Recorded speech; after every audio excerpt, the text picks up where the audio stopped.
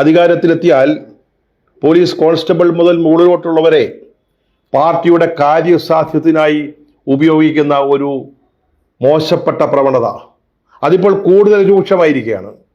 അതുകൊണ്ടാണ് ADM നവീൻ ബാബു ആത്മഹത്യ ചെയ്യേണ്ടി വരുന്നത്.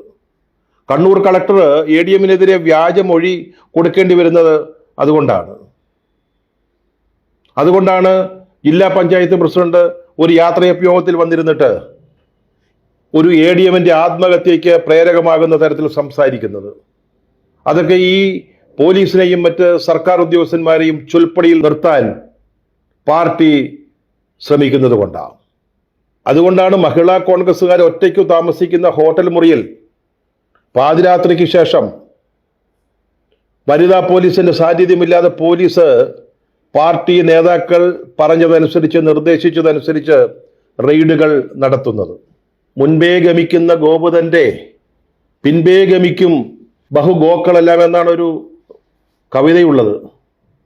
മഹിളാ കോൺഗ്രസ്സുകാർ താമസിക്കുന്ന മുറിയിൽ കയറി പാതിരാത്രിക്ക് റെയ്ഡ് നടത്താൻ നിർദ്ദേശം നൽകുന്ന നേതാക്കളുള്ള പാർട്ടിയുടെ കുട്ടി സഖാക്കള് അല്ലെങ്കിൽ കുട്ടി നേതാക്കള് ഇതുപോലെ കൊയിലാണ്ടി ബസ് സ്റ്റാൻഡിൽ അല്ലെങ്കിൽ മറ്റേതെങ്കിലും പൊതുസ്ഥലത്ത് വച്ച് പോലീസ് SI-മാരെ കൊണ്ടും CI-മാരെ കൊണ്ടും വേണ്ടി വന്ന SP-മാരെ കൊണ്ടും മാപ്പ് പറയിക്കും. അതാണ് കേരളത്തിൽ സംഭവിച്ചുകൊണ്ടിരിക്കുന്നത്. പക്ഷെ കോടതിയിലുണ്ടല്ലോ ഈ കളി നടക്കത്തില്ല. ഇതും കൊണ്ട് അങ്ങോട്ട് ചെന്നാലേ ഞാൻ പാർട്ടിയാണ്, ബ്രാഞ്ച് കമ്മിറ്റി, LC ആണ്, AC ആണെന്നൊക്കെ പറഞ്ഞ് ചെന്നാൽ, ഞാൻ SFIയുടെ മറ്റേതാണ് മറിച്ചേതാണെന്നൊക്കെ ചെന്ന് പറഞ്ഞാൽ ചിലപ്പോൾ അഴിയെണ്ണേണ്ടി വരും. അതാണ് ഈ കായംകുളത്ത് കഴിഞ്ഞ ദിവസം സംഭവിച്ചത്. ഒരു ബ്രാഞ്ച് സെക്രട്ടറി, ഒരു മുൻ LC അംഗം, ലോക്കൽ കമ്മിറ്റി അംഗം കാപ്പ കേസിലൊക്കെ പ്രതിയായിരുന്നു. മുഴുത്ത സഖാവ. പക്ഷേ അദ്ദേഹത്തിന് ഒരു കേസിൽ ജാമ്യം കിട്ടാൻ വേണ്ടി ഒരു വ്യാജ രസീത്, ആരുടെയോ ഭൂമിക്ക് കരമുടിക്കുന്നത് തൻ്റെ ഭൂമിയുടേതാണെന്ന് പറഞ്ഞുകൊണ്ട് ഈ ബ്രാഞ്ച് സെക്രട്ടറി വനിതയാ, ഈ കട്ട സഖാത്തിയ, ഈ കാപ്പ കേസിലൊക്കെ പ്രതിയായ സഖാവിന് ജാമ്യം കിട്ടണമല്ലോ. അതിനാണ് ഈ വ്യാജ രസീത് കൊടുത്തത്, കരമടച്ചതിൻ്റെ രസീത്. അവസാനം കള്ളി വെളിച്ചത്തായി, കോടതി കയ്യോടെ പിടിച്ചു, ജാമ്യം റദ്ദാക്കി. ഇപ്പോൾ ഈ ബ്രാഞ്ച് സെക്രട്ടറിയെ അറസ്റ്റ് ചെയ്യാനുള്ള നിർദ്ദേശം പോയിരിക്കുക. അതാ പറഞ്ഞത് പോലീസ് അല്ല കോടതി, കോടതിയാ. ഈ കായംകുളത്തെ സഖാക്കൾ വിചാരിച്ചത് കായംകുളത്ത് തന്നെ ഒരു കോളേജിൽ MCOMന് അഡ്മിഷൻ കിട്ടാൻ ഒരു SFI നേതാവ് ഒരു വ്യാജ സർട്ടിഫിക്കറ്റ് കൊണ്ടാക്കി BCom പാസ്സായതായിട്ട് അങ്ങനെ അഡ്മിഷൻ വാങ്ങിച്ചു. അട്ടപ്പാടിയിലും കാസർഗോഡും കോളേജിൽ ജോലി കിട്ടാൻ മറ്റൊരു SFI നേതാവ് വ്യാജരേഖ അങ്ങ് ചമച്ചു, അത് പിടിച്ചു. ഇതുപോലെ ഈ വ്യാജ രസീത് കൊടുത്ത് ജാമ്യം നേടിയിട്ട് നാട്ടിലിറങ്ങി വിലസാമെന്ന് വിചാരിച്ചതാ. പക്ഷെ കോടതി സമ്മതിച്ചില്ല.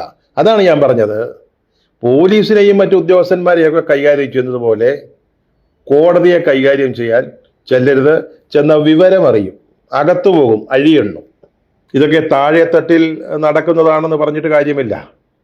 അത് പ്രതിഫലിപ്പിക്കുന്നത് ഈ മുന്നണിയെ നയിക്കുന്ന പാർട്ടിയുടെയും മുന്നണിയുടെയും ഒക്കെ സ്വഭാവമാണ്, അവരുടെ സംസ്കാരമാണ്. ഈ LDF എന്ന് പറയുന്ന മുന്നണി, അതിലെത്ര ഘടകകക്ഷികളുണ്ട് ഒന്ന് ഓർത്ത് പറയാമോ? CPM, CPI, Kerala Congress Mani group, nationalist Congress party NCP, Kerala കോൺഗ്രസിൻ്റെ ബാലകൃഷ്ണപിള്ള ഗ്രൂപ്പ്, അതുപോലെ തന്നെ കോൺഗ്രസ് S. ഇതൊന്നും കൂടാതെ കോവൂർ കുഞ്ഞുമോൻ്റെ ഒരു RSP, അതിൻ്റെ പേരെന്താണെന്ന് എനിക്ക് അറിഞ്ഞുകൂടാ കേട്ടോ. പിന്നെ INL, ജനാധിപത്യ കേരള കോൺഗ്രസ്. ഇതൊക്കെയാണ് പെട്ടെന്ന് ഓർമ്മയിൽ വരുന്ന പേരുകൾ. മറ്റൊരു പാർട്ടി കൂടെ ഉണ്ടായിരുന്നല്ലോ, അതിൻ്റെ പേരെന്താ? ഒരു ജനതാ പരിവാറിൽപ്പെട്ട ഒരു പാർട്ടി, അതിൻ്റെ പേരെന്താ? അതിന് പേരില്ല, അതിന് കൊടിയില്ല. ഒരു മന്ത്രിയുള്ള പാർട്ടിയാ, MLA ഉള്ള പാർട്ടിയാ. അതിന് ജനതാദൾ എസ് എന്നൊരു പേരുണ്ടായിരുന്നു, ആ പാർട്ടിയിലായിരുന്നു. അത് ദേവഗൗഡയുടെ നേതൃത്വത്തിലുള്ള പാർട്ടിയായിരുന്നു. മൂപ്പരെന്തെടുത്തു? അവസാനം കർണാടകയിലെ രാഷ്ട്രീയം നോക്കിയപ്പോൾ BJPയുടെ കൂടെ നിന്നിട്ടേ കാര്യമുള്ളൂ. ഒറ്റയ്ക്ക് നിന്നാൽ തീർന്നു പോകും, പാർട്ടി തന്നെ ഇല്ലാതായി പോകും. അപ്പോൾ BJPയുടെ മുന്നണിയിൽ ചേർന്നു. ജനതാദൾ എസ് BJPയുടെ ഒരു സഖ്യകക്ഷിയായിട്ട് മാറി. അപ്പം പിന്നെ കേരളത്തിലെ ജനതാദളുകാർക്ക് അങ്ങനെ നിൽക്കാൻ പറ്റുമോ? BJPയുടെ ഒരു സഖ്യകക്ഷിയായിട്ട് ഇവിടെ നിൽക്കാൻ പറ്റുമോ? പിണറായി വിജയനും ഗോവിന്ദനും സമ്മതിക്കുമോ? CPM CPI ഒക്കെ അനുവദിക്കുമോ? അടിച്ച് പുറത്താക്കും. അതുകൊണ്ട് അവർ സ്വതന്ത്ര നിലപാടെന്ന് പറയുക. അപ്പൊ സ്വതന്ത്ര നിലപാടെടുക്കുന്ന ഒരു പാർട്ടി എന്താ ചെയ്യേണ്ടത്? ഒരു പുതിയ പാർട്ടി ഉണ്ടാക്കണം. അതിന് ധൈര്യമില്ല. ജനതാദൾ എസ് എന്നും പറഞ്ഞു നിന്നാൽ പിണറായിയും കൂട്ടരും അടിച്ചു പുറത്താക്കും. ഇനി വേറൊരു പാർട്ടി ഉണ്ടാക്കാമെന്ന് വിചാരിച്ചാൽ നിലവിലെ കൂറുമാറ്റ നിയമമനുസരിച്ച് കൃഷ്ണൻകുട്ടി ചേട്ടന്റെ മന്ത്രിസ്ഥാനവും പോകും, മാത്യു ടി തോമസിന്റെ MLA പദവിയും നഷ്ടപ്പെടും. അതാണ് ഇന്നത്തെ സിസ്റ്റം. ഇടതുപക്ഷ മുന്നണി എന്ന് പറയുന്നത് ഊരും പേരും പോലും ഇല്ലാത്ത പാർട്ടികൾ അടങ്ങുന്ന ഒരു മുന്നണിയാണ്. അതിന് നേതൃത്വം കൊടുക്കുന്ന CPM അതിന്റെ താഴെ ഘടകങ്ങൾക്ക് അധികാരമെടുത്ത് കൈകാര്യം ചെയ്യാനായിട്ട് അനുമതി നൽകിയിരിക്കുക.